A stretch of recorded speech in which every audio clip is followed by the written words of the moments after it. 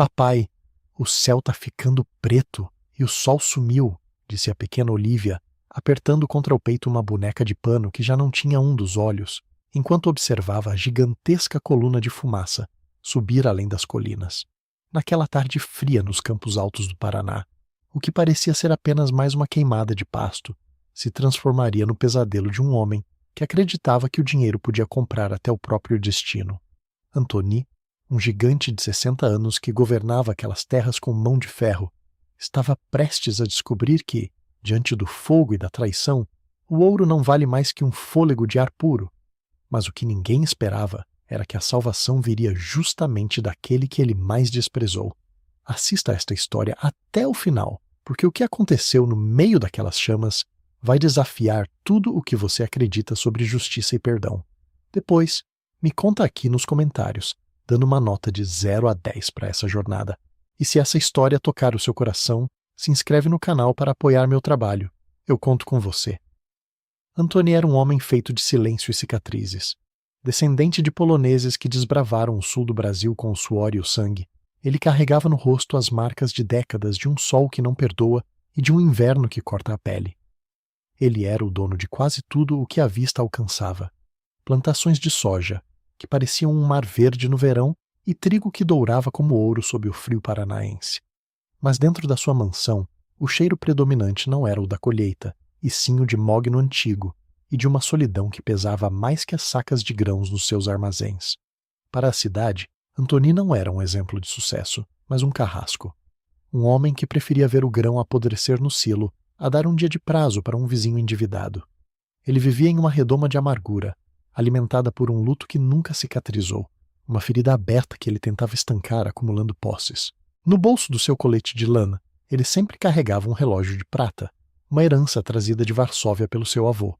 O relógio tiquetaqueava contra o seu peito como um lembrete constante de que o tempo estava passando, e ele continuava sozinho, protegendo um império de terra e poeira. Do outro lado da sua cerca reforçada, a realidade era outra.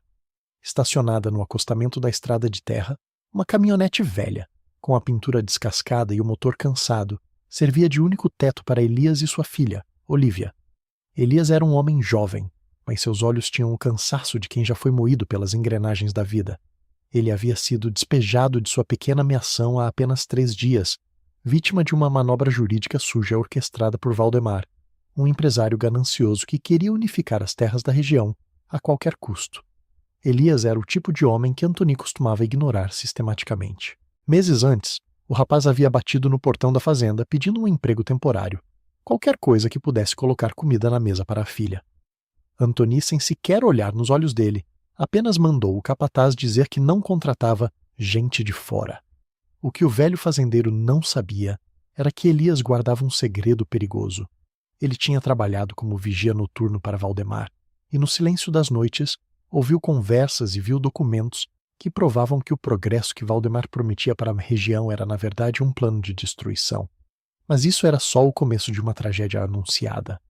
Naquela tarde o vento minuano soprava forte, espalhando a poeira e a geada que ainda resistia nas sombras.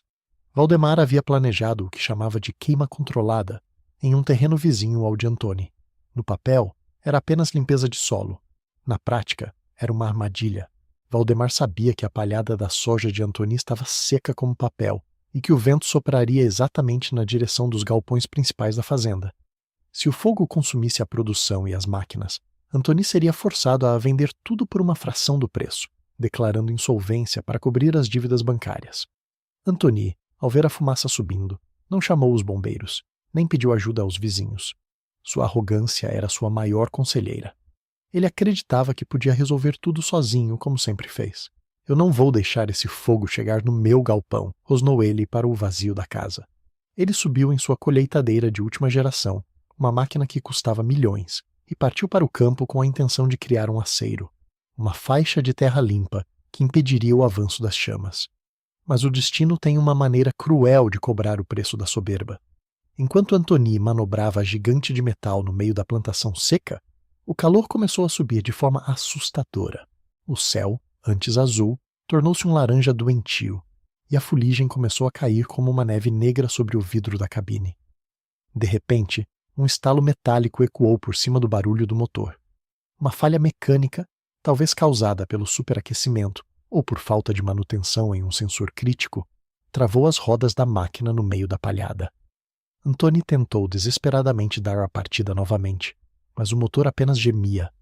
O fogo, alimentado pelo vento e pela vegetação seca, cercou a colheitadeira em questão de segundos. O calor tornou-se insuportável e o metal da cabine começou a estalar sob a pressão térmica. O oxigênio estava sendo drenado pelo incêndio e o velho fazendeiro, o homem mais rico da região, viu-se encurralado como um animal em uma gaiola de vidro temperado que já começava a trincar. Longe dali, na beira da estrada, Elias viu a cena. Ele viu os funcionários de Antony fugindo em suas motos e picapes, temendo a explosão iminente do tanque de combustível da máquina. Ninguém olhou para trás. Ninguém se importou com o carrasco que estava lá dentro. E é aqui que muita gente desiste de ajudar. Mas Elias não era como os outros. Ele olhou para Olivia, que estava encolhida no banco da caminhonete com seu caderno de desenhos. "Fica aqui, filha. Não sai por nada, entendeu?" Ele disse com a voz firme apesar do medo que lhe apertava a garganta. Elias sabia exatamente o que estava acontecendo. Ele sabia que aquele fogo não era um acidente. Ele tinha visto os homens de Valdemar rondando a área com galões de combustível horas antes. Movido por uma ética de sobrevivência que aprendeu nos anos de exército e por um senso de justiça que Antony havia esquecido, Elias correu em direção ao inferno.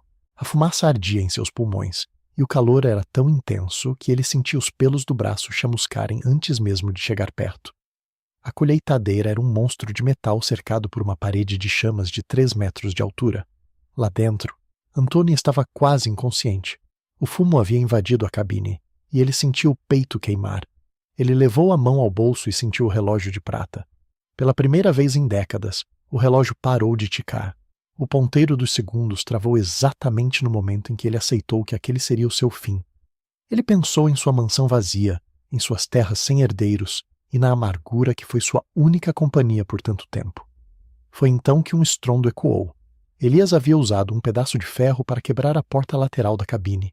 Com uma força que nem ele sabia que tinha, o rapaz agarrou o corpo pesado do fazendeiro e o arrastou para fora, jogando-o sobre os ombros. Elias usou uma técnica antiga, rastejando o mais perto possível do solo para encontrar o pouco de oxigênio que restava sob a camada de fumaça. Passo a passo, lutando contra o peso de Antony e o calor que parecia derreter suas botas, Elias conseguiu atravessar a linha de fogo momentos antes de um estouro surdo indicar que o tanque de combustível da máquina havia finalmente cedido. O clarão da explosão iluminou o campo como um segundo sol, mas eles já estavam longe o suficiente. Elias arrastou Antony até a caminhonete velha e o deitou no banco de trás, ao lado de Olivia. O fazendeiro estava coberto de fuligem, com a camisa rasgada e a respiração curta. Ele abriu os olhos lentamente e viu a pequena menina olhando para ele com olhos cheios de uma compaixão que ele não via há anos. "O senhor tá sujo de carvão, moço", murmurou Olivia, estendendo sua boneca de um olho só como se pudesse oferecer algum conforto. Antony tentou falar, mas apenas uma tosse seca saiu de sua garganta.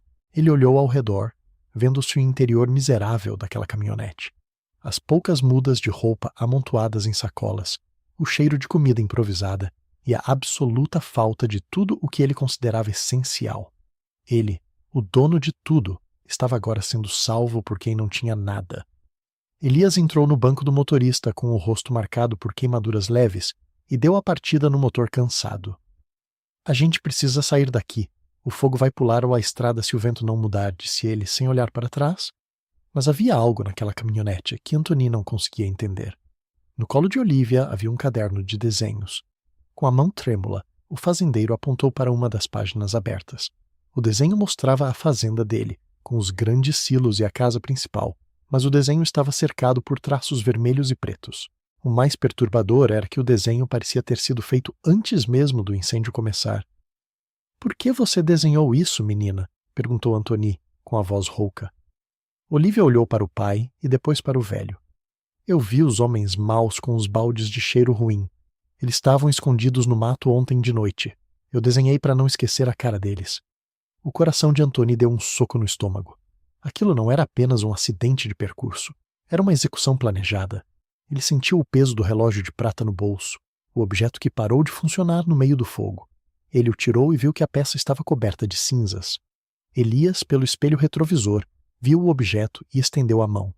Me dá ele aqui, disse Elias. Antony hesitou. Ele achou que o rapaz ia cobrar o preço pelo resgate, que ia levar a única coisa de valor sentimental que lhe restava.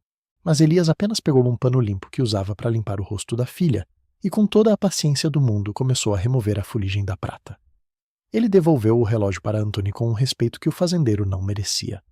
O tempo parou para você lá dentro, seu Antony. Mas aqui fora a vida ainda está cobrando a conta, disse Elias, com uma seriedade que não combinava com sua idade. O que Antony não sabia era que aquele era apenas o primeiro de muitos loops de mistério que seriam abertos naquela noite. Enquanto a caminhonete se afastava das chamas, ele percebeu que sua vida, assim como sua colheitadeira, havia virado cinzas, mas, entre os destroços, havia uma chance de descobrir a verdade sobre quem realmente eram seus amigos. E o que ele descobriu em seguida o deixou em choque.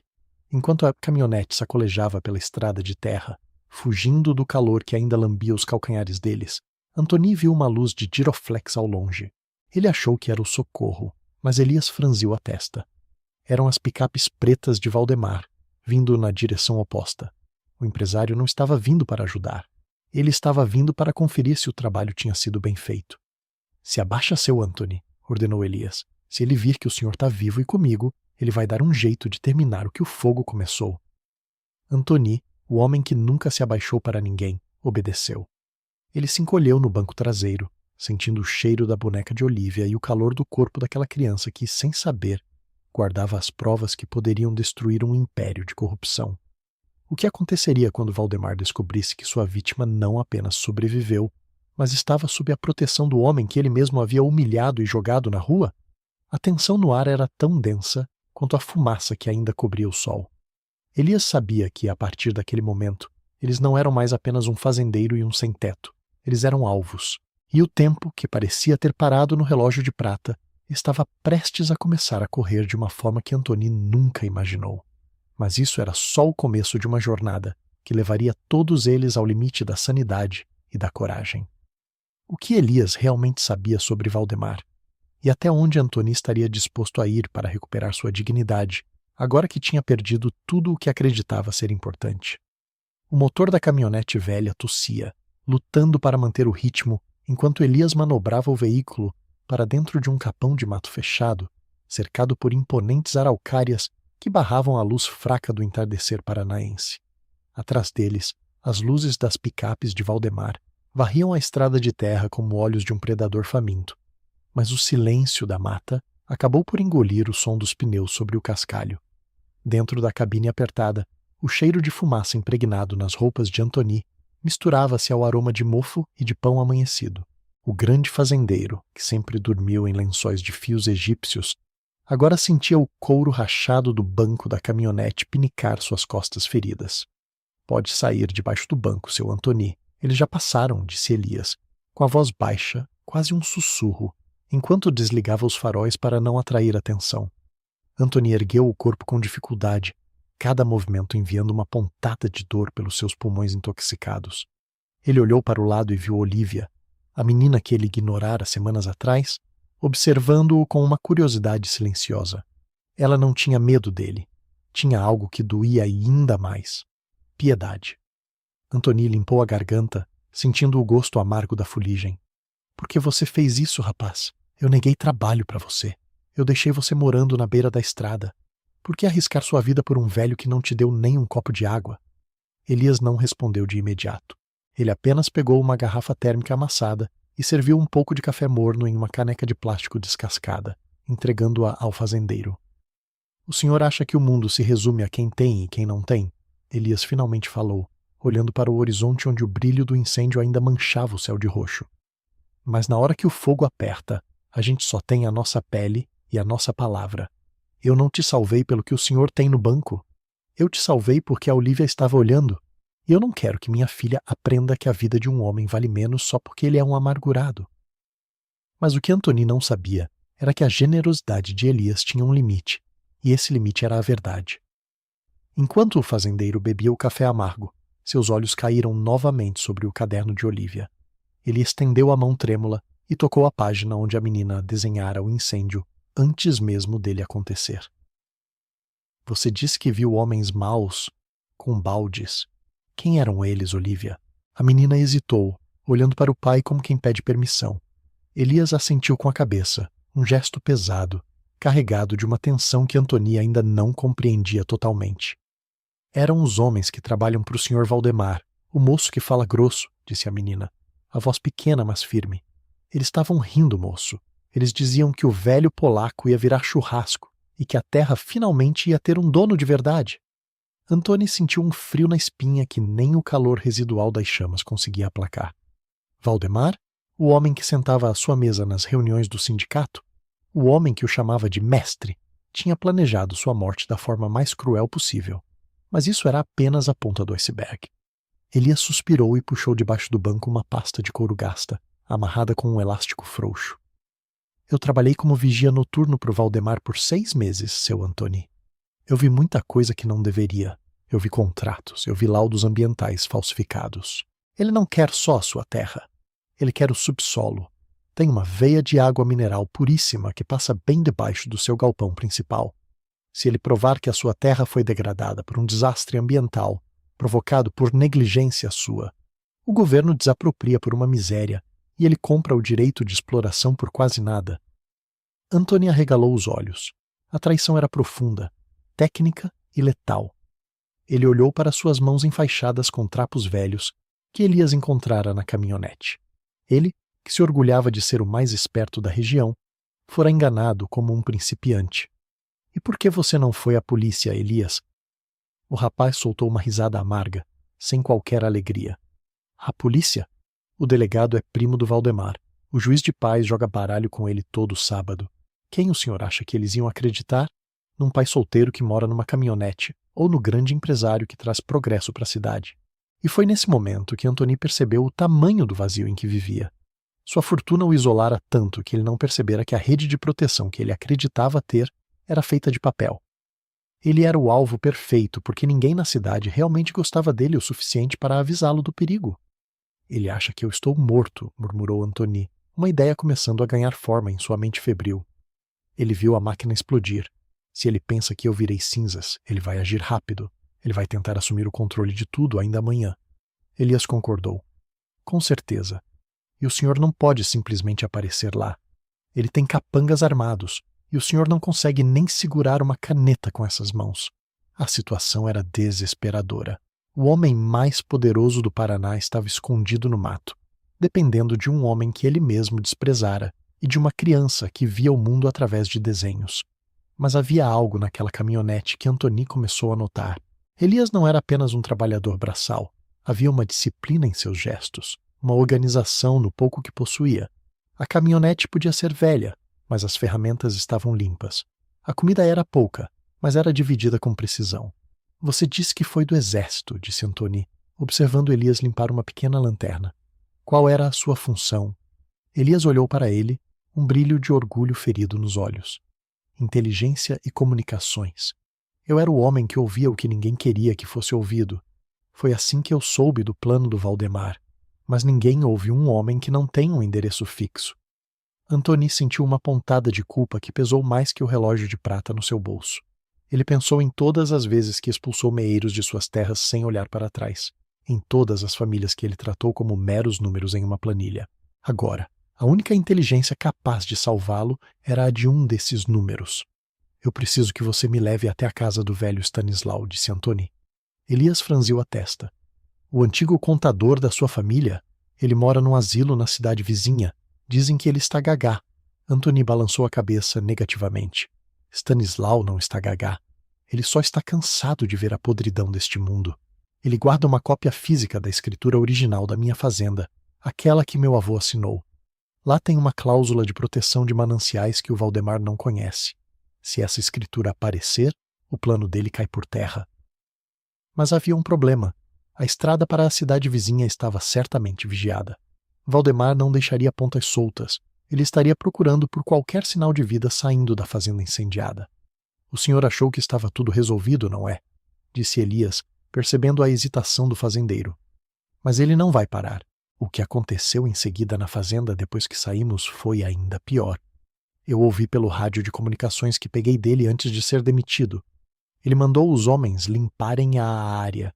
Se o senhor estivesse lá, morto ou vivo, eles iam garantir que ninguém encontrasse nada. Anthony estremeceu. A calmaria da mata era apenas uma ilusão.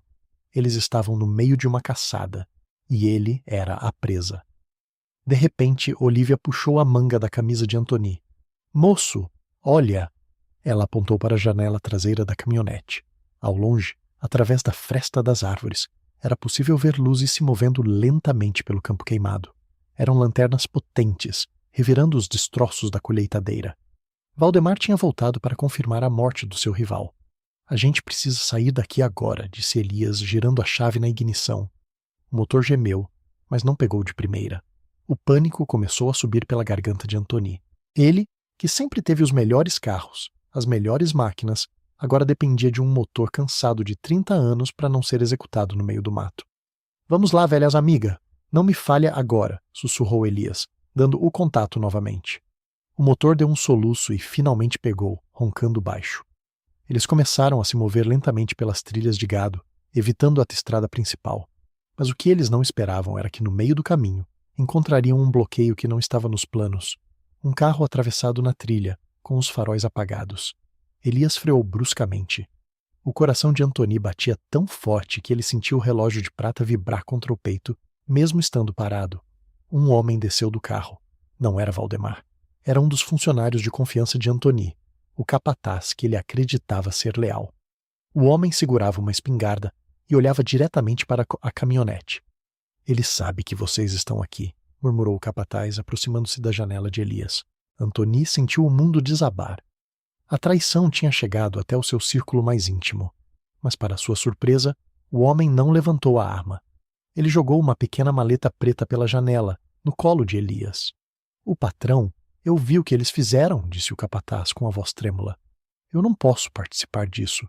Lá dentro tem o rádio de frequência do Valdemar e as chaves do galpão de segurança. Fujam. Fujam antes que ele perceba que eu não atirei em vocês. E antes que Anthony pudesse dizer qualquer coisa, o homem voltou para o carro e sumiu na escuridão. O silêncio voltou a reinar, quebrado apenas pelo tique-tique metálico que Anthony começou a ouvir vindo do seu bolso. Ele tirou o relógio de prata. O ponteiro dos segundos tinha voltado a se mover. O tempo voltou a correr, seu Anthony, disse Elias, engatando a marcha.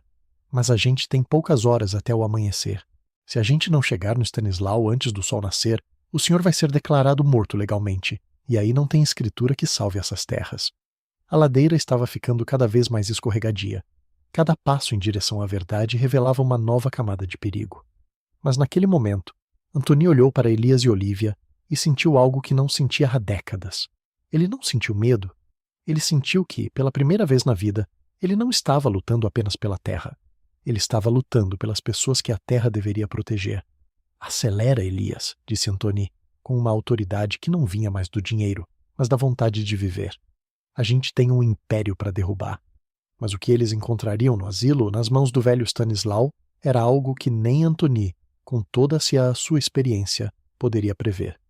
Um segredo que ligava a família de Anthony à de Elias de uma forma que mudaria tudo o que eles sabiam sobre o passado daquela região. A neblina da madrugada no Paraná é como um manto frio que apaga os pecados da terra, mas naquela noite ela parecia esconder algo muito mais sinistro. A caminhonete de Elias deslizava silenciosa pela rodovia, evitando os buracos que o asfalto velho insistia em abrir. No banco de trás, Anthony apertava o relógio de prata contra o peito, sentindo cada tique-tique como se fosse uma batida do seu próprio coração, agora mais vivo do que nunca. Eles estavam a poucos quilômetros do asilo onde o velho Stanislau passava seus últimos dias, mas a sensação era de que estavam cruzando uma fronteira para um passado que Anthony tentou enterrar durante anos. Estamos chegando, seu Anthony, sussurrou Elias, os olhos fixos nos feixes de luz que mal furavam a cerração. Se o Valdemar tiver gente lá, o senhor sabe que não vamos ter uma segunda chance. Anthony apenas assentiu. Ele sentiu o peso da responsabilidade. Pela primeira vez em décadas, ele não estava lutando para aumentar seus lucros, mas para salvar a única coisa que realmente importava, a verdade. Mas o que aconteceu em seguida foi ainda mais tenso do que eles poderiam imaginar. O asilo era uma construção antiga, um casarão de madeira e pedra que cheirava a café passado e desinfetante. O silêncio era absoluto, interrompido apenas pelo som rítmico de um gerador nos fundos. Elias estacionou a caminhonete longe da entrada principal, nas sombras de um renque de pinheiros. Olivia, fica aqui. Se alguém estranho chegar, você aperta aí e buzina uma vez só, tá bem? A menina, abraçada à sua boneca, concordou com a cabeça, os olhos grandes e alertas como os de uma corujinha. Antony e Elias entraram pela porta lateral, que o fazendeiro sabia que ficava aberta para as entregas matinais. Eles caminharam pelos corredores mal iluminados até o quarto 14. Lá, sentado em uma poltrona de couro puído, estava Stanislau. O homem parecia uma escultura de gelo, com cabelos brancos finos e uma pele que parecia papel de seda. Seus olhos, no entanto, brilharam com uma lucidez assustadora quando viu Antony entrar. Eu sabia que você viria, polaco teimoso, murmurou Stanislau, a voz saindo como um suspiro seco. Disseram no rádio que você tinha morrido queimado, mas eu conheço o seu sangue. Ele é feito de geada e ferro. Antony aproximou-se, ignorando a dor nas mãos. Stanislau, o tempo está acabando. O Valdemar, ele armou tudo. Eu preciso daquela escritura. A original, com o selo do Império e a cláusula dos mananciais. O velho contador olhou para Elias, avaliando o rapaz de cima a baixo. E quem é esse? Um dos seus capangas? Antony balançou a cabeça. Não, esse é o homem que me tirou do fogo quando todos os meus amigos fugiram. Ele é a razão de eu estar respirando. Stanislau sorriu de canto, um gesto que revelou uma admiração rara. Ele se levantou com dificuldade e foi até uma Bíblia antiga, de capa preta e pesada, que ficava sobre a mesa de cabeceira. De dentro das páginas, ele tirou uma chave pequena e amarela. Não está aqui, Antony, disse Stanislau. Está no cofre da capela do asilo. Eu sabia que aqui no quarto eles iam acabar encontrando. Mas havia algo naquela escritura que eu nunca te contei. Algo que o seu avô me fez jurar que só revelaria se a terra estivesse em perigo real. Mas isso era só o começo de uma revelação que faria o chão de Antony tremer. Enquanto se dirigiam para a pequena capela nos fundos do terreno, o rádio que Elias pegara do capataz começou a chiar. A voz de Valdemar saiu metálica e fria. Eu quero o corpo dele. Procurem em todos os hospitais, em todas as clínicas da região. Se o velho estiver vivo, ele não pode chegar ao amanhecer. Elias e Antony se entreolharam. O cerco estava se fechando. O prazo não era mais o amanhecer. Era o próximo minuto. Dentro da capela, entre o cheiro de cera de abelha e incenso, Stanislau abriu um pequeno compartimento atrás do altar de madeira entalhada. Lá dentro, envolta em um pano de veludo azul, estava a pasta de couro que continha a escritura original. Antony a pegou com reverência. Ao abrir o documento, ele viu os mapas feitos à mão, a caligrafia elegante de seu avô, e no rodapé uma nota que ele nunca tinha visto. A nota dizia que a terra não pertencia apenas à família de Antony. Ela fora garantida em parceria com uma família de colonos que ajudou a desbravar a região após a Grande Seca de 1940. Essa família fora traída pelo pai de Antony, que usou uma dívida de jogo para tomar a parte deles. O nome da família traída era Kowalski. Antony sentiu um soco no estômago. Ele olhou para Elias, que observava a cena sem entender. Elias? A voz de Antony falhou. Qual era o sobrenome da sua mãe? O rapaz franziu a testa. Kowalski. Por quê? O silêncio que se seguiu na capela foi tão denso que era possível ouvir a neve que começava a cair lá fora. Antony percebeu, com uma clareza dolorosa, que o homem que o salvara do fogo era o herdeiro legítimo de metade das terras que ele defendia com tanta arrogância. A justiça não estava apenas batendo à porta, ela estava pedindo contas de gerações de egoísmo, mas ele achou que estava tudo resolvido com aquela descoberta. Não poderia estar mais enganado. Um barulho de pneus cantando no cascalho do pátio interrompeu o momento. A buzina da caminhonete ecoou uma única vez, curta e desesperada. Olivia! Eles chegaram! Gritou Elias, correndo em direção à saída. Antony, mesmo com o corpo clamando por descanso, segurou a escritura contra o peito e seguiu o rapaz. Lá fora, 3 picapes pretas cercavam a caminhonete velha. Homens armados desciam com lanternas fortes, cegando a pequena Olivia, que chorava no banco da frente. Valdemar saiu de um dos carros vestindo um sobretudo caro que parecia um insulto diante daquela cena. Ele sorria, mas era o sorriso de um hiena. Antony, que surpresa ver você saindo de uma igreja, debochou Valdemar, a voz ecoando pelo pátio frio. Eu vim te poupar do trabalho de assinar os papéis amanhã. Podemos resolver isso aqui mesmo. Me dê a pasta e eu deixo o rapaz e a menina irem embora. Caso contrário, bem, acidentes acontecem em asilos o tempo todo. E é aqui que muita gente desistiria. Mas Antony, o homem que acabara de descobrir que sua vida era baseada em uma mentira, sentiu uma força nova. Ele olhou para Elias, que estava pronto para saltar sobre os homens de Valdemar, mesmo sabendo que não teria chance. Ele olhou para Olivia, a criança que desenhara o fogo para avisá-lo. "Você quer a terra, Valdemar?" gritou Antony, dando um passo à frente, saindo das sombras da capela para a luz dos faróis. "Então você vai ter que explicar para o juiz por que essa escritura diz que metade dela pertence ao Elias. E você vai ter que explicar por que os seus homens foram filmados pela câmera do celular dessa menina, carregando galões de gasolina para o meio da minha lavoura."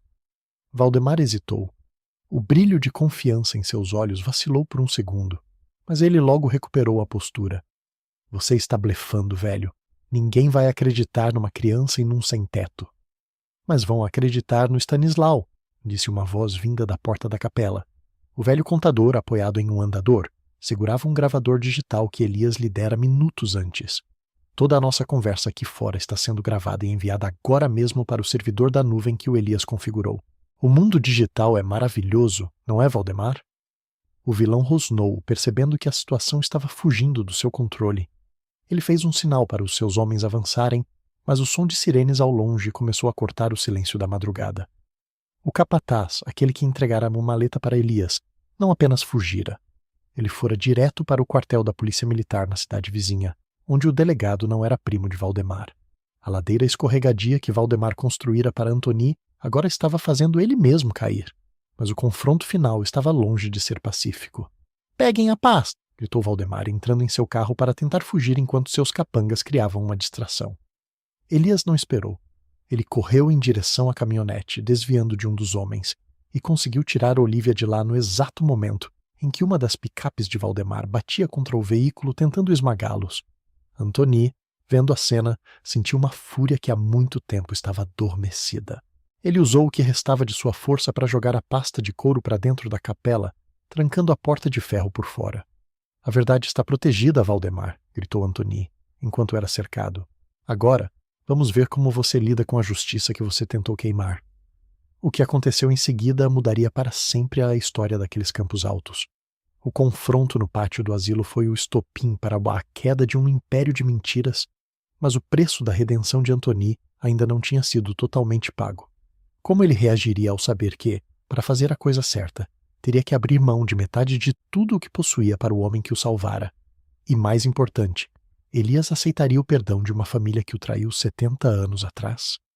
As sirenes cortaram o frio da madrugada, e as luzes vermelhas e azuis refletiram nas poças de água congelada, iluminando o rosto pálido de Valdemar. Ele tentou acelerar sua picape, mas o cerco era absoluto. O capataz arrependido não veio sozinho. Ele trouxe consigo a força da lei que Valdemar acreditava ter no bolso. Mas ele não contava com a coragem de um velho que não tinha mais nada a perder e de um jovem que tinha tudo a ganhar. Valdemar foi algemado ali mesmo, no pátio do asilo, sob o olhar atento de Stanislau, que ainda segurava o gravador como se fosse um troféu. Mas a verdadeira vitória não aconteceu com a prisão do vilão. O que aconteceu em seguida foi o que realmente mudou a alma de Antony. Semanas depois, o sindicato rural da cidade estava lotado. O clima era de funeral, até que Antony entrou na sala. Ele não usava mais os ternos caros de antigamente, mas sim uma camisa simples de flanela, com as mãos ainda enfaixadas, protegendo as marcas do fogo. Ao seu lado, não estavam advogados de porta de cadeia, mas sim Elias, vestido com dignidade, e a pequena Olivia, que carregava seu caderno de desenhos. Antony subiu ao pódio e o silêncio foi ensurdecedor. Ele não falou sobre lucros ou safras, ele falou sobre a dívida de 70 anos que sua família carregava. Diante de todos, ele apresentou a escritura original e anunciou que Elias Kowalski era, por direito de sangue e por mérito de caráter, o novo administrador e sócio minoritário de todas as suas terras. Valdemar, da cela onde aguardava julgamento por incêndio criminoso e tentativa de estelionato, via seu império de mentiras ser pulverizado pela verdade de uma criança. A reconstrução da fazenda não foi apenas física. Antony abriu as portas da mansão, que antes cheirava a mofo e solidão, para que o riso de Olivia preenchesse os corredores. O vazio interno que o consumia foi substituído por uma nova configuração de família. Ele descobriu que a riqueza verdadeira não se conta em sacas de soja, mas em quantas pessoas você pode confiar quando o mundo está em chamas. A cena final aconteceu na varanda da mansão, num fim de tarde onde o sol paranaense dourava os primeiros brotos verdes que surgiam na terra antes queimada. Antoni observava Olivia desenhando no grande escritório de Mogno, enquanto Elias conferia os novos planos de plantio sustentável. O fazendeiro olhou para o próprio pulso e sorriu. O relógio de prata que Elias havia consertado com a precisão de quem valoriza cada segundo voltara a ticar com um som limpo e constante. O tempo de amargura tinha finalmente ficado para trás. A dignidade de um homem, Antoni entendeu, não está no que ele possui, mas na coragem de salvar o que é justo. O portão da fazenda foi reconstruído, mas desta vez sem cadeados. A ajuda e a humanidade agora podiam entrar e sair livremente, como o vento que sopra pelas araucárias. Se essa história tocou você de alguma forma, se inscreve no canal. Eu prometo trazer histórias assim com frequência, para fazer seus dias um pouco mais leves e cheios de esperança. E me conta aqui nos comentários, de 0 a 10, que nota essa história merece. Eu leio tudo e adoro saber a opinião de vocês. Até a próxima.